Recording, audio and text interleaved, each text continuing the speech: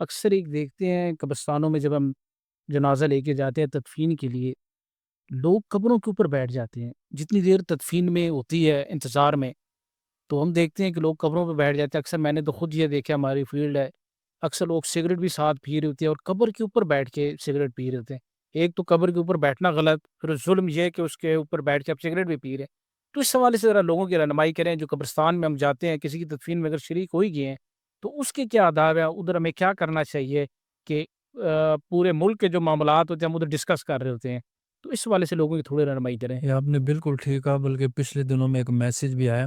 وہ کہتے ہیں جنازہ اپنی جگہ پہ، لیکن نہ مزاحیہ طور پر کسی نے جملہ لکھا جو سن کر نہ دل کو بڑا دکھ ہوا۔ وہ کہتے ہیں جنازے پر نہ گپیں بڑی لگتی ہیں، گفتگو جی بڑی ہوتی ہے، سمجھئے، جبکہ اللہ کے نبی نے فرمایا نہیتکم عن زیارت القبور فضرور ہوا، میں تمہیں قبور کی زیارت سے منع کرتا تھا لیکن اب میں تمہیں اجازت دیتا ہوں قبور کی زیارت کرو۔ کیوں؟ فَإِنَّهُ لِتُذَكِّرُ الْمَوْتَ، فرمایا اس سے تمہیں موت یاد آئے گی۔ تو سرکار دو عالم نے جو قبور پر جانے کی اجازت بھی دی ہے، وہ اس لیے دی ہے تاکہ انسان کو اپنی موت یاد آئے، نہ کہ انسان وہاں پہ ہنسے اور نہ پہ وہاں پہ جو ہے نا انسان سگریٹ نوشی کرے۔ میں نے اس انٹرویو سے پہلے بھی آپ کو بتایا تھا، آپ نے مجھ سے پوچھا کہ مفتی صاحب کا آپ نے مزار کیوں بنایا؟ میں نے آپ کو بتایا، ایک تو ان کی وصیت تھی، دوسرا وہ کہتے تھے یار ہمارے پاس گاڑی اپنی ہے، بنگلہ اپنا ہوتا ہے، ہر چیز اپنی ہوتی ہے، تو کم سے کم قبرستان کی جگہ جو ہے نا وہ ہمارے پاس اپنی ہونی چاہیے۔ جیسے زندہ پڑوسی کو برے پڑوسی سے تکلیف ہوتی ہے،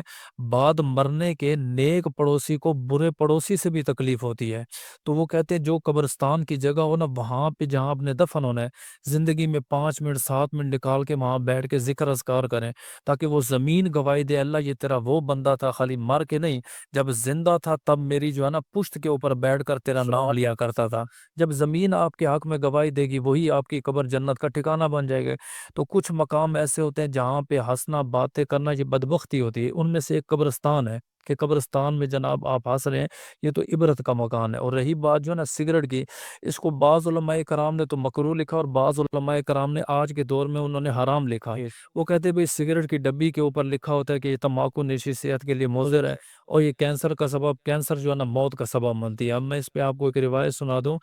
دو بھائی تھے، ایک وہ تھا جس کو اللہ کے رسول کی اکثر زیارت ہوتی تھی اور دوسرا جو تھا وہ اس کو زیارت سے محروم تھا۔